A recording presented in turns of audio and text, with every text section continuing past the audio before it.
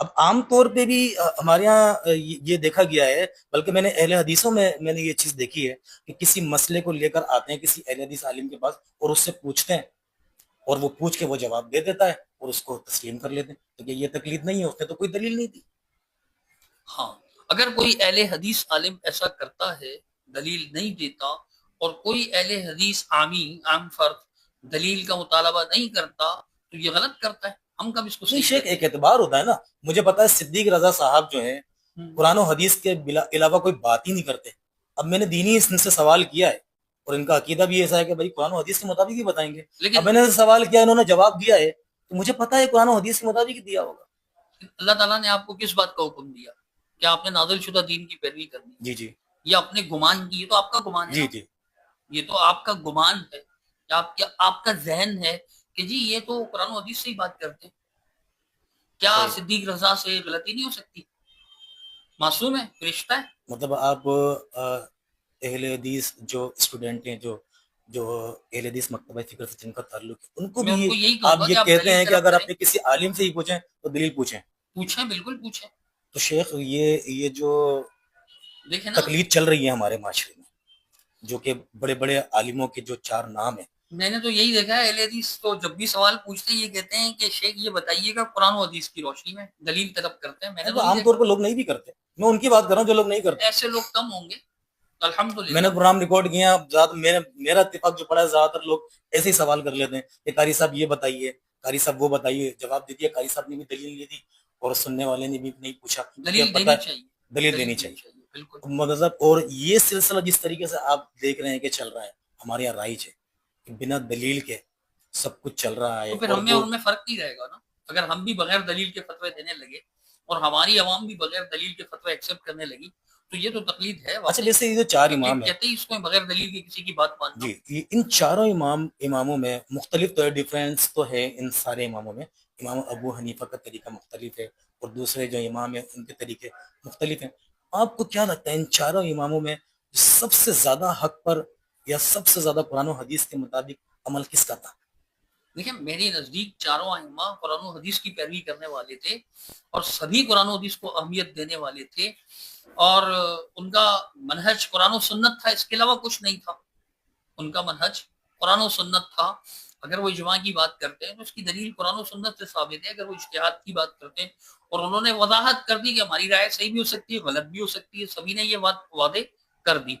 رہا معاملہ اقوال کا، تو احمد بن حنبل رحمہ اللہ جو ہیں، چونکہ وہ بات کے ہیں، انہیں احادیث زیادہ ملی، اچھا، انہوں نے بہت زیادہ حدیث جمع کی، تو ان کا جو منہج ہے، یا فقہ حنبلی کے نام سے جو فقہ ہمارے ہاں مطلب کتابوں میں پائی جاتی ہے، وہ اقرب الی السنہ ہے۔ یہ میری ترجیح ہے، ممکن ہے غلط ہو۔ آپ یہ کہہ رہے ہیں کہ امام احمد بن حنبل سب سے کی آخر فقہ، کے ہیں تو انہیں زیادہ حدیثیں ملی، تو سب سے پہلے کے امام ابو حنیفہ، تو کیا ان تک زیادہ حدیثیں نہیں پہنچی؟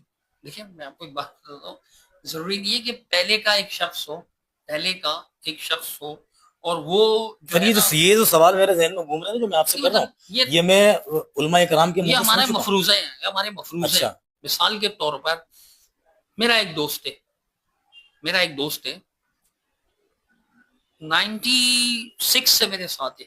کتنے سال ہو گئے؟ 32، جی ایسے تقریباً 30 سال ہو گئے، صحیح، 26 اور 4، ٹھیک، 30 سال ہو گئے۔ لیکن آنا جانا، سفر حضر ساتھ رہیں، لیکن اسے آیت الکرسی بھی نہیں آتی۔ ٹھیک ہے، میرا ایک اسٹوڈنٹ ہے، اس نے مجھ سے 1 سال پڑھا، اسے پورا ترجمہ قرآن آتا ہے، 1 سال میں اس نے ترجمہ قرآن سیکھ لیا، یا صحیح۔ 2 سال میں، 3 سال میں اس نے مکمل ترجمہ قرآن سیکھ لیا۔ ترجمے کے ساتھ آپ کو پورا قرآن وہ پڑھ کر قرآن کی تلاوت کر کے ترجمہ کر دے گا آپ کے سامنے سارا۔ تو یہ تو آپ کہیں گے یار وہ 30 سال رہا ہے تو وہ زیادہ جانتا ہوگا، ٹھیک، سمجھ گیا میں آپ کی بات، سمجھ گئے؟ ٹھیک۔ تو یہ ہمارا مفروضہ ہے، وہ پہلے تھے تو وہ زیادہ جانتے ہوں گے، ایسا نہیں ہے۔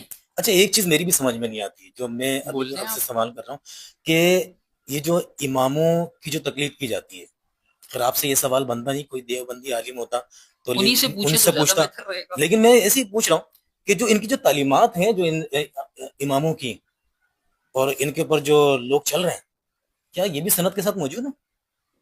امام تمام ابو حنیفہ کی جو تعلیمات ہیں کیا موجود ہیں؟ دیکھیے یہ بات تو بڑے بڑے علماء احناف نے تسلیم کر رکھی ہے. ٹھیک ہے. مثال کے طور پر حضرت مولانا سرفراز خان صفدر صاحب گوشرانوالہ میں ایک مدرسہ ہے, مدرسہ نصرت العلوم کے نام سے. ایک کتاب میں تو میں نے حضرت کے پڑھا تھا کہ وہ 40 سال سے درسی کتب پڑھا رہے ہیں, مدرسے یعنی دینی مدارس کی کتابیں 40 سال سے پڑھا رہے ہیں. اب جس وقت انہوں نے لکھا تھا اس کے کافی عرصہ بعد حضرت حیات رہے, زندہ رہے اور پڑھاتے رہے, ممکن ہے 60 سال تک پڑھاتے رہے.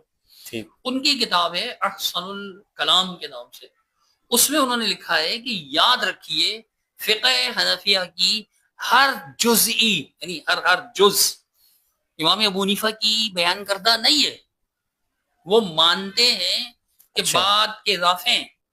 بعد کے لوگوں کی آراء ہیں, بہت سی ایسی چیزیں موجود ہیں کہ امام حنیفہ رحمۃ اللہ علیہ کا قول نہیں ہے. کوئی ثابت نہیں کر سکتا کہ امام حنیفہ رحمۃ اللہ علیہ نے یہ فرمایا, ان کے پاس کوئی سند نہیں ہے اس کی.